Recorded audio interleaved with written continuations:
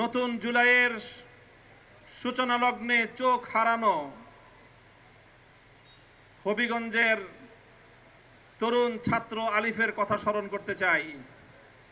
আমি সেদিন জাতীয় চক্ষু বিজ্ঞান ইনস্টিটিউটে আলিফকে দেখতে গিয়েছিলাম। তাকে সান্ত্বনা দিতে, সাহস জোগানোর জন্য গিয়েছিলাম। আমি সেখান থেকে নতুন করে তার কাছ থেকে সাহসের সঞ্চার করে আমি ফিরে এসেছি। ঠিক সেই কথা মনে পড়েছে 24 জুলাই বিপ্লবে যখন বলা হয়েছিল, স্যার একটারে গুলি করি একটাই মরে বাকিটি যায় না। আলিফের কণ্ঠে আমি সেই প্রতিধ্বনি শুনতে পেয়েছি।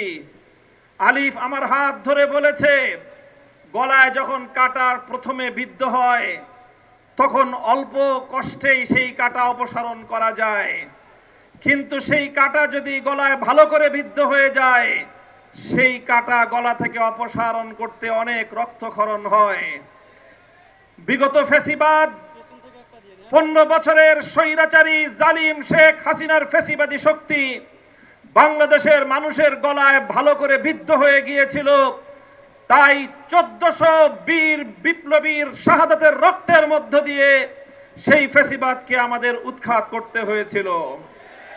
আবার নতুন করে যেই ফ্যাসিবাদ জেকে বসার চেষ্টা করছে, যদি আমরা শুরুতেই তাকে সঠিকভাবে ফ্যাসিবাদের পথ থেকে সরিয়ে আনতে না পারি, তাহলে 1400 দ্বিগুণে 2800 মানুষের রক্তের মাধ্যমে আমাদের এই ফ্যাসিবাদ মুক্ত করতে হবে।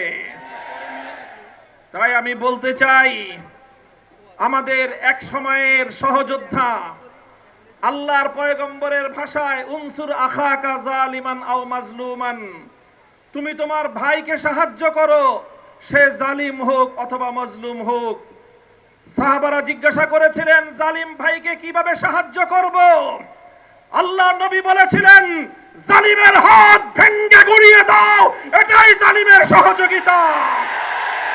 আমরা শহীদ প্রেসিডেন্ট জিয়াউর রহমান, বেগম খালেদা জিয়ার প্রতিষ্ঠিত বিএনপির 90 জালিম ভাইদেরকে লক্ষ্য করে স্পষ্ট বার্তা দিতে চাই, যদি জালিমের হাত, জুলুমের হাত গুটিয়ে না নাও, আমরা সে হাত ভেঙে গুড়িয়ে দেব ইনশাআল্লাহ।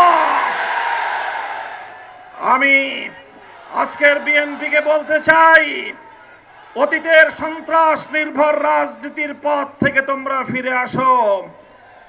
আমরা অতীতে বাংলাদেশে দেখতে পেয়েছি কিছু জনবিচ্ছিন্ন বামপন্থী আর ইসলামপন্থী সংগঠনগুলো আদর্শের ভিত্তিতে, মেধা ভিত্তিক আদর্শিক রাজনীতি ছাত্র অঙ্গনকে শিক্ষা দিত।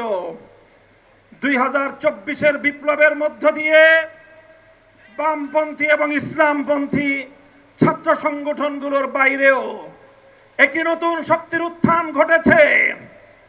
যেই ছাত্র জনতা নাহিদ আক্তার, নাসিরউদ্দিন পাটোয়ারি, সার্জিস, হাসনাত আব্দুল্লাহ, আসিফদের মতো মেধাবী ছাত্র উপহার দেয়, সেই 24 বিপ্লব পরবর্তী নতুন বাংলাদেশে ছাত্র দলের সন্ত্রাস নির্ভর রাজনীতি বাংলাদেশের শিক্ষাঙ্গনগুলিতে চলতে পারে না।